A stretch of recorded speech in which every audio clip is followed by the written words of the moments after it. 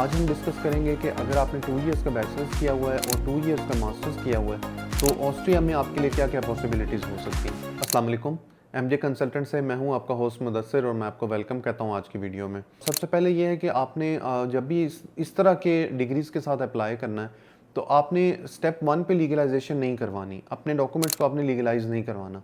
उसकी main reason ये है कि अगर आपको खुदा न खास्ता आगे चल के रिजेक्शन आती है या कोई भी इस तरह का प्रॉब्लम बनता है आपके लिए, तो आपके पैसे ज़ाया हो जाएंगे उसकी वजह से।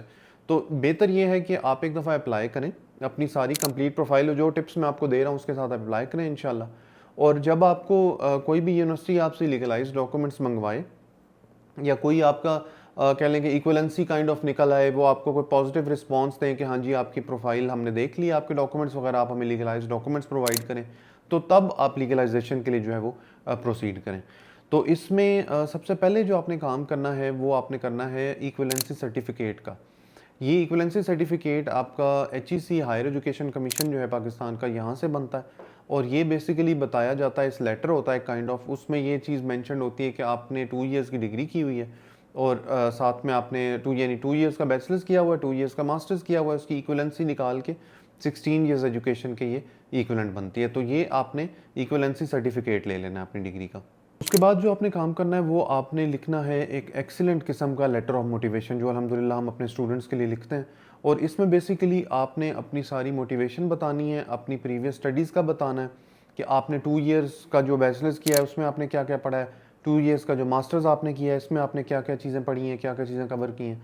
और इसमें जो मेनली आपने चीज़ करनी है वो आपने अपना करिकुलम एक्सप्लेन करना है कि 2 इयर्स का जो मेरा करिकुलम था उसमें ये चीज़ मैंने पढ़ी, और जो 2 इयर्स का मास्टर्स था यानी 2 इयर्स के बैचलर्स का भी पूरा बता दिया और 2 इयर्स के मास्टर्स का भी आपने उसमें एक अच्छे तरीके से एक्सप्लेन कर दिया। उसके बाद जो आपने मेन काम करना है वो आ जाएगा आपके पास एक्सपीरियंस ऐड करने का। तो आपका जो भी वर्क एक्सपीरियंस हो, आपकी फील्ड से रेलिवेंट हो, उसको अपने प्रॉपर वे में अपने लेटर ऑफ मोटिवेशन में जो है वो उसको एक्सप्लेन करना है। साथ आपने जो जो चीज़ें उसमें यानी मेंशन की हुई हैं लेटर ऑफ मोटिवेशन में, उसके साथ अपनी CV में उसकी एक्सपीरियंस लेटर्स वगैरह जो हैं वो भी आपने रेडी करवा लेने हैं। और ओवरऑल आपने सारी यूनिवर्सिटीज़ में अप्लाई करना है। तो इससे ये फ़ायदा होगा कि आप जितनी ज़्यादा यूनिवर्सिटीज़ को टारगेट करेंगे उतना ज़्यादा आपके चांसेस बढ़ते जाते हैं। दैट मीन्स के आप मतलब रेलिवेंट रहें, ज़ाहिर है ये तो रेलिवेंट फील्ड में ही अप्लाई करना है, बट ये है कि मैक्सिमम नंबर ऑफ़ कोर्सेज़ में जो है वो आप इसको अप्लाई करें।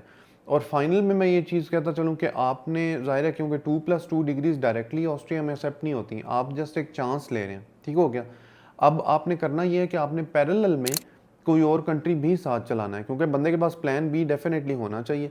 और उसमें जो हम सर्विसेज दे रहे हैं इसमें ऑस्ट्रिया के साथ साथ फ्रांस है, चेक रिपब्लिक है, तो इनकी भी डिटेल्स आपको इंशाल्लाह चैनल पे मिल जाएंगी। तो ये थी जी आज की वीडियो, इंशाल्लाह मिलते हैं नेक्स्ट में। अल्लाह हाफिज़, अस्सलाम वालेकुम।